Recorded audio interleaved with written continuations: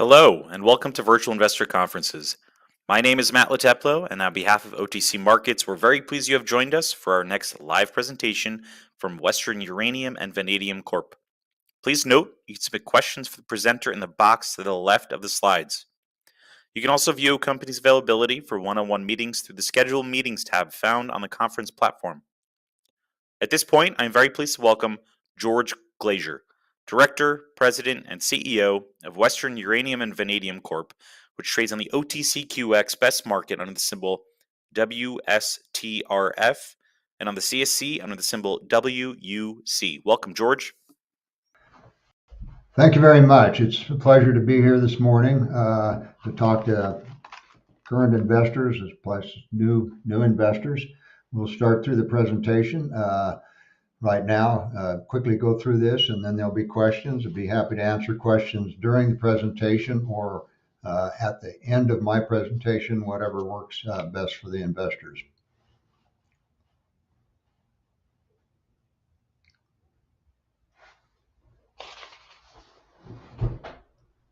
Okay, we start with the presentation. Just quickly go through the forward-looking disclosure statements, necessary cautionary statements. Everybody reads those. Start with the investment summary of our company. The key to our company is several things. One of the things, we're a little bit different than most junior mining companies. We have mines that are in production. Most companies in the junior sector in the uranium industry basically are exploration companies. We are far beyond that stage. The Sunday Mine Complex is a complex of 4 operating permitted mines. We have miners in there now operating the mines. That's one of the key assets we'll talk about. We also have a mineral processing plant in the planning and the permitting stages. And we also have a technology called kinetic separation that we'll talk about a little bit later that basically reduces the cost of production, makes our production some of the lowest cost production probably in the world. We have a large basic resource base. You can take a look at that on one of the tables in the presentation. We have over 50 million pounds, what we consider historic, that's been drilled out and subject to technical reports based on either the Australian or the Canadian standard. One minor thing, we also have oil and gas royalties that flow into us each month. Not a huge amount of money, but it is cash flows to the company.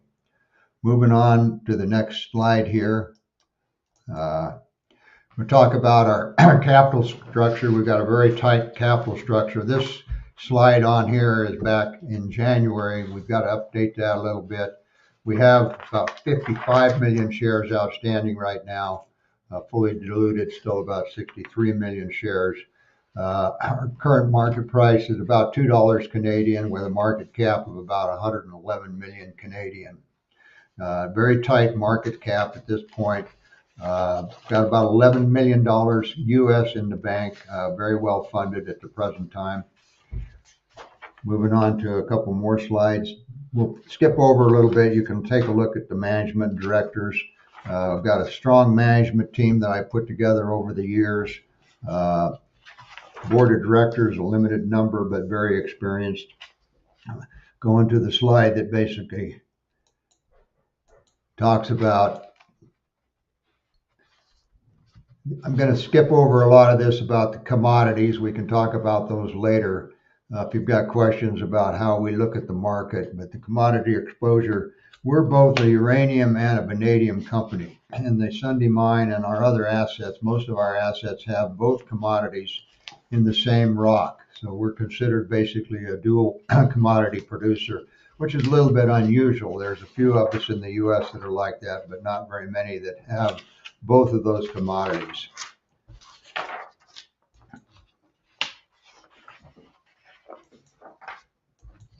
We'll just skip through most of the slides talking about the resource is on page 13, goes through our resource properties, but take a look at that. We've got over 50 million pounds reported on technical reports. Let's get into the Sunday Mine Complex. This is the current asset that we've got actually miners in. This mine has been in production off and on started by Union Carbide back in the 70s, traded, or produced uranium, traded hands several times. Last produced by Denison back in 2009. They shipped the ore to their mill, the White Mesa Mill. We acquired this property from a company called Energy Fuels. I founded Energy Fuels back in 2006, left the management of Energy Fuels in 2010, and then bought the Sunday Mine Complex as well as other assets from Energy Fuels in 2014. At that time, of course, uranium prices didn't justify starting this project, but recently we started the project. We've hired miners, and we're in a stage of development for the mine, but ready to go into full production. And as many of you have probably followed, Energy Fuels with their mill at south of Landing, Utah, has indicated they're going to start production of that mill probably this summer, June or July. We're in current discussions with Energy Fuels about delivering material out of the Sunday Mine Complex to be processed at their production plant south of Blanding. With that, this company will be cash flowing very soon. Could be as early as this summer, with deliveries expected to be taking place at that facility. So we're a little bit different than a lot of these junior mining companies. We're going to be a cash flowing company very soon, especially with deliveries that could commence, this summer and continue for a period of a couple of years. We understand the plan is to operate that mill for a couple of years with both their production as well as production from other mines, including mines that we own. So that'll be one of the things that you should be looking for. We'll have press releases as to our status, but we could be in production. We could be delivering ore in 30 days once we basically sign the agreement with terms that are favorable both to us and, of course, to Energy Fuels. So we're looking forward to that with the Sunday Mine complex of 4 mines, fully permitted, with all the equipment necessary for production and staffed up at the current point. We will not be producing this at the capacity that eventually we will produce at. We expect to produce this and maybe deliver about the quantity of maybe 250,000 pounds of uranium and about 1 million pounds of vanadium annually. The production of this mine typically would be around 4 or 5 times that. But for the delivery of ore under an ore purchase arrangement, we would probably deliver, a fraction of that, maybe a fourth of the capacity. Shows you some pictures of the Sunday Mine, the equipment that we have there, the ore pads. We're ready to start producing ore right out of the mine, delivering it as soon as we can to a production facility. The long-term plan, of course, is to build our own production facility where we would deliver ore and produce it at our own facility. And we'll talk about that in a minute. But you can see some of the pictures on our slide. The miners in there, the drilling operation that's going on right now at the mine, as well as mining operations. We're working at the mine right now 7 days a week. The crews are in there 12 hours a day. We have 2 crews. Each crew works 7 days, 12 hours a day. So we're running every day of the month and producing right now limited quantities of ore, stockpiling that ore in the mine at the current time. Moving right on through, the San Rafael project is the next one that's going to be coming online. This is in Utah. This project is about 4 miles from our proposed mill site in Emery County, Utah. This project, we're now submitting our application for the first drilling on the property, which will be the monitor wells required for the permit to be submitted. But under that, we expect that permit to be issued in about 2 months. We will be able to, if we decide to, actually sink the shaft. This will be a shaft mine, unlike the Sunday Mine, which is a decline. This mine is about 1,000 feet. The ore deposit's about 1,000 feet deep, so the shaft would be about 1,000 feet deep. We would be prepared to start that probably by the end of the year, assuming that the markets stay about where they are. So this will be our second production facility, probably ready to deliver ore about the time that we expect to have our mine and our mill fully operational in Utah. The Maverick Mineral Processing Plant is what we call our proposed mill, which is, as I said, 4 miles from the San Rafael project, right along State Highway with power right to the site and with water available. Those are the three things you need to have available for a processing plant. We've started all the background data collection with the site. We've cleared the site for all historic, archaeological, plant and animals. All that's been cleared. So the site would be basically an ideal site for this site. We will be proceeding with all the data, the background data collection, which is intended to take about a year. We started that about 3 months ago. So we should finish that in about another 9 to 10 months, and then be ready to submit our permit application to the state of Utah. Along with the conventional mill, this is a conventional uranium processing mill, we will incorporate our new technology, which is the kinetic separation technology, which is a patented technology that was developed probably 10 years ago, which basically is a physical process that removes 90% of the waste material and retains about 96% of the mineral. And the reason you do this is because without putting it through the processing plant, you can basically reduce the quantity that goes through the mill. You can build a smaller mill and have the same capacity as you would. The process could reduce the mass up to 10 times. We expect to reduce it about 5 to 6 times rather than the 10% or 10 times we've experienced. So with that, if you had 500 tons of raw material coming into the mill, you would only need to process about 100 tons of it. So you can see the savings are sufficient because you're not processing nearly the quantity of uranium. So what we also have here is a process that's very environmental friendly because it will reduce the amount of the tailings, which is the toxic material that comes out of the processing plant. Moving on to one other asset we have here, the Hanson Taylor is a large deposit in central Colorado. This deposit is possibly going to be mined by borehole mining or maybe in situ mining. We're looking at mining techniques right now as to how to produce this property. This is a little bit higher cost property than, say, the Sunday Mine or the San Rafael property. It does not contain any vanadium. It's strictly a uranium deposit, but it's a large deposit that certainly has a great deal of value for our company. We do have a oil and gas royalty, just mentioned that. It's in Well County, Colorado. It's been producing for about the last year and a half. We get monthly royalties. Depends on obviously the price of oil and gas. We've had royalties up to $50,000 a month. Right now, with prices being a little bit depressed, we're probably in about $25,000 a month.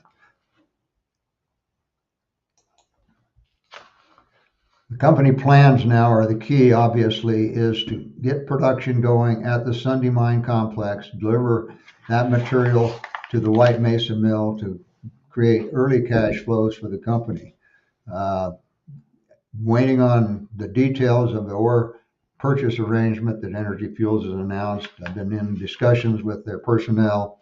Expect to hopefully have something in the next month where we can announce it to the market that we'll be delivering ore, and we'll keep the market updated on that as we proceed.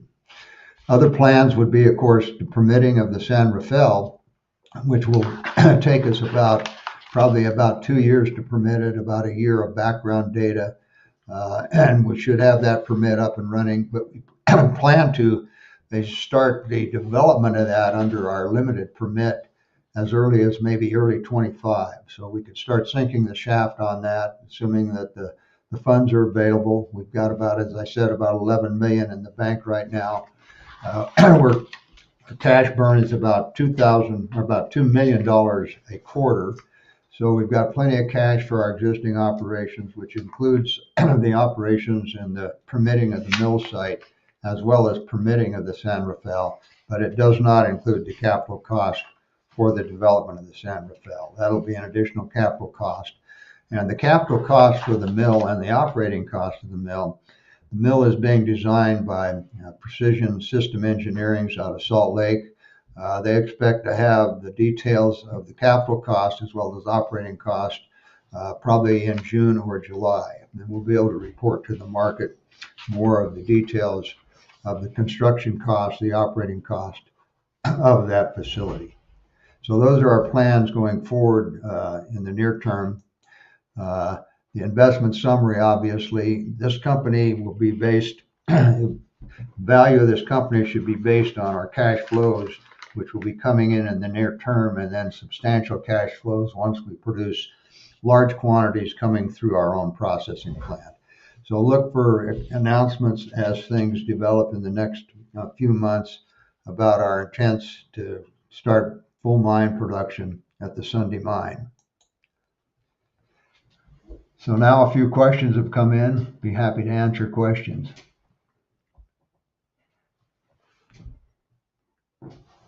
First question is Western Uranium and Vanadium interested in equity financing?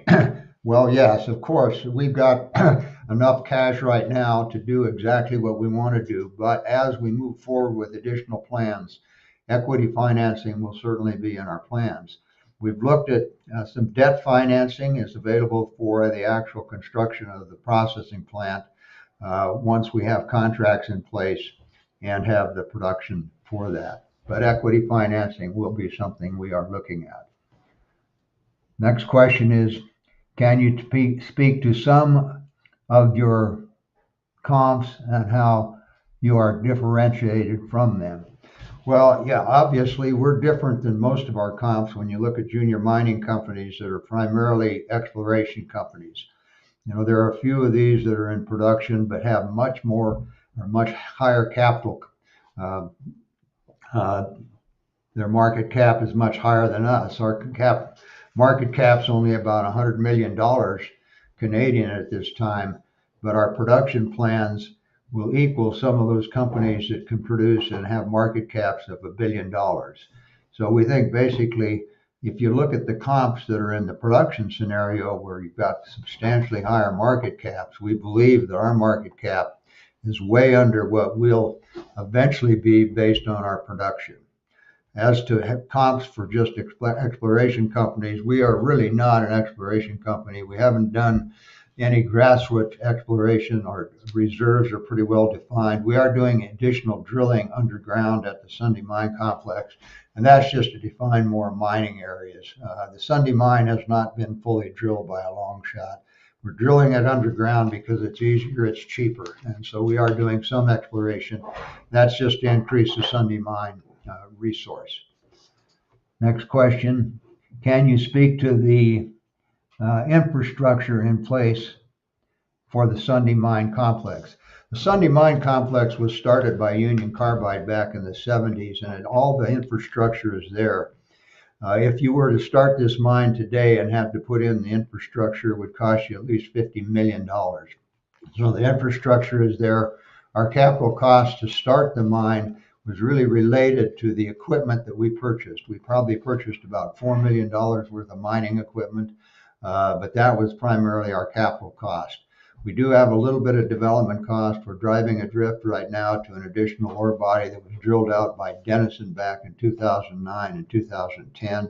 That'll be the next production area. We produced from the mine from an area that was really not even drilled out, and then we stockpile that production underground, and that's where we'll initially start our production.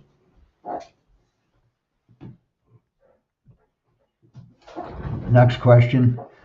Can you discuss your relationship with Energy Fuels, and do you have any offtake agreements in place? Yes, the Energy Fuels relationship is quite good. I know Mark Chalmers well, Curtis Moore. Their management team is a very strong management team. Obviously, we've got a lot in common with Energy Fuels. We bought these assets from Energy Fuels. We've been talking to them just recently about the ore purchase agreement that they announced. We expect that their production will be complemented with our production coming out of the Sunday Mine. So yeah, we do have a very good, strong relationship with Energy Fuels, a very strong company. Obviously, they've got a real interest in rare earths. We're not in the rare earths. We're strictly uranium, vanadium, which they're also strictly, well, they're also a big uranium, vanadium producer. So we'll continue our relationship and hope to announce an arrangement for the delivery of our material out of the Sunday mine fairly soon.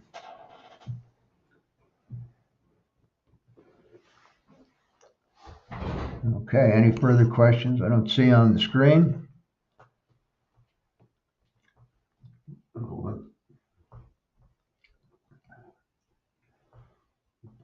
I'm gonna scroll that down there.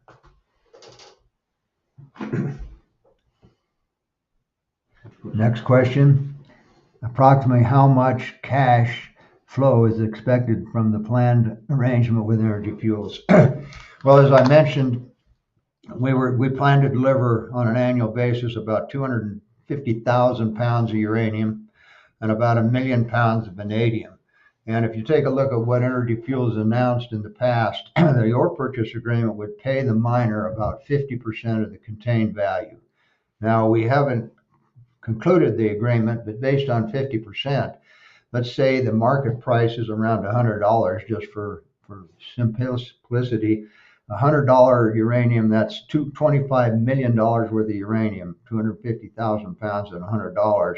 If we were to achieve the 50% of that, that would be about $12.5 million for the uranium content. The vanadium content, again, is one of those things. Vanadium's only at about $5 a pound right now. So if we had 500,000 pounds of vanadium, even at current market prices, that would add another, $4 million to that. So you've got about $16 million of cash flow from that first production. That'd be the total cash flow.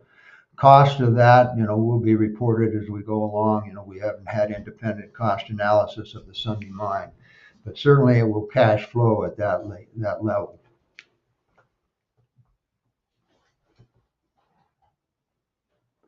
Next one, can you list your key milestones to the end of the year? Sure.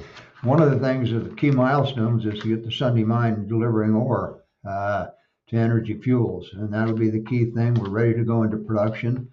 We can start production within 30 days once we basically have the agreement in place. And we then can report, more on the cost of production. We actually know what the cost of production is, but when we start delivering, you'll have some real numbers.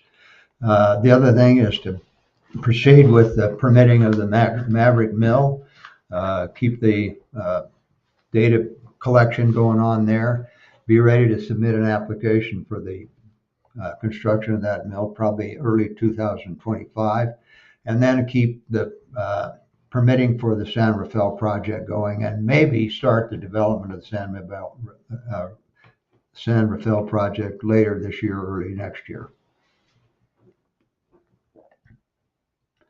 Can you speak about the mining and drilling teams that have been built over the past year?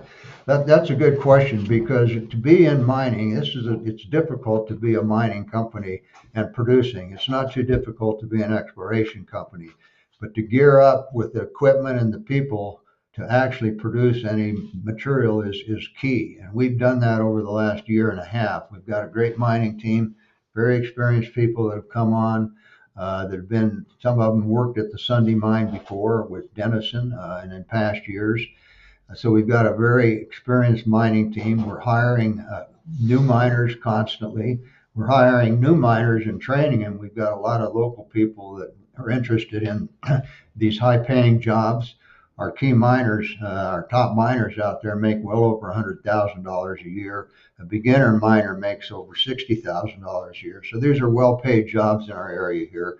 And we're constantly looking for new people as we expand the production. We have about 20 people working at the mine today. Well, that'll expand when we're in total production. We'll probably have about 30 people working out there to 40 people working at the mine.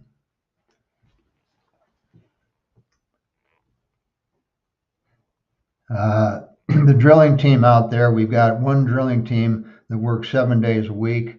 They're doing a lot of long hole drilling with our new drill out there. We'll be able to report some results of that in the fairly near future. but the drilling team was composed of 2 new hires that are doing an incredible job of running that drill. And the next question, any preliminary assessment of Maverick cost?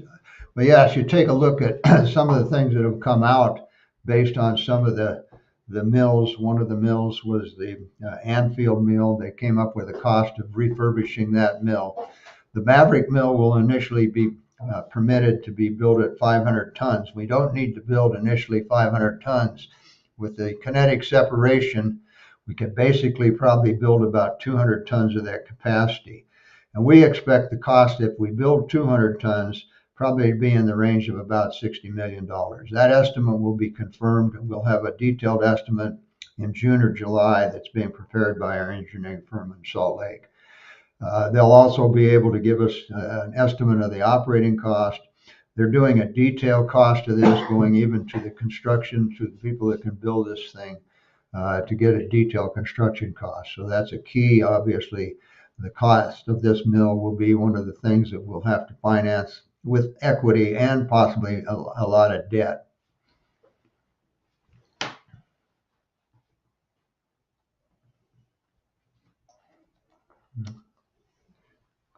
Any further questions? Let's see if any come up here. We got a couple minutes.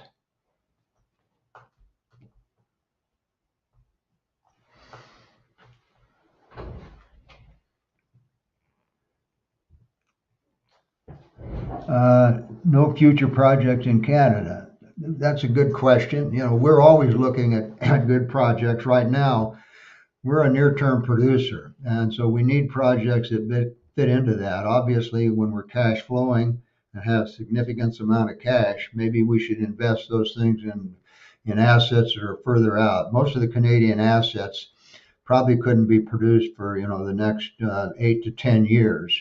Certainly, they've got some great assets in Canada. We're always looking at additional assets, both in Canada and the U.S. We haven't ventured outside of North America. We know the sector pretty well here, and we'll probably stay right now. Not that we're opposed to any, you know, other areas, but right now we're pretty much staying where we know the geology and the investment portfolios. So we don't have any future Canada projects right now, but that certainly could happen in the future.